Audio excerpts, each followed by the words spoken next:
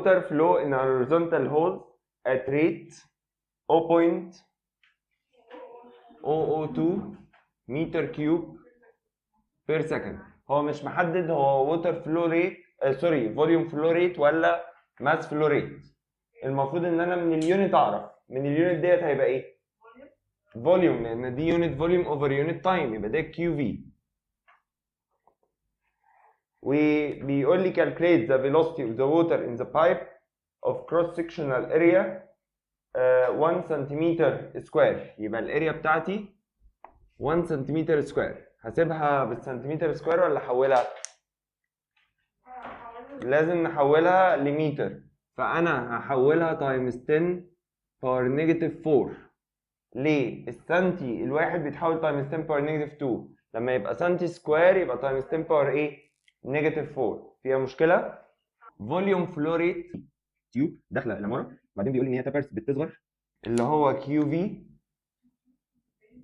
ايكوال دلتا في اوفر دلتا تي، وهو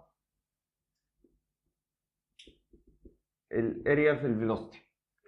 الماس فلو ريت مدينا ريديوس، يبقى انا هفك ده باي ار سكوير في 1 ده ايكوال كيو ام اللي هو دلتا ام اوفر دلتا تي، هو قلنا رو اي في.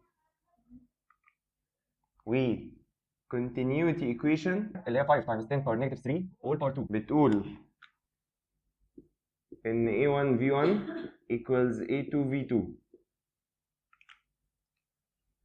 وبالنسبة للفيسكوستي force of viscosity equal coefficient of viscosity في AV over D.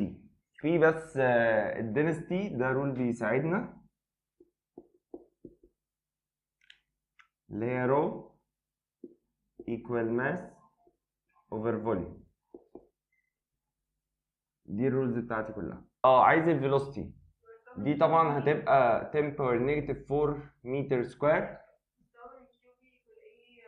الله ينور عليك. يبقى هنقول ان كيو في equals AV، يبقى الفيلوسيتي هتبقى equal QV over A 0.002 over 10 power negative 4، يبقى ديت هتبقى equal 20 meter per second.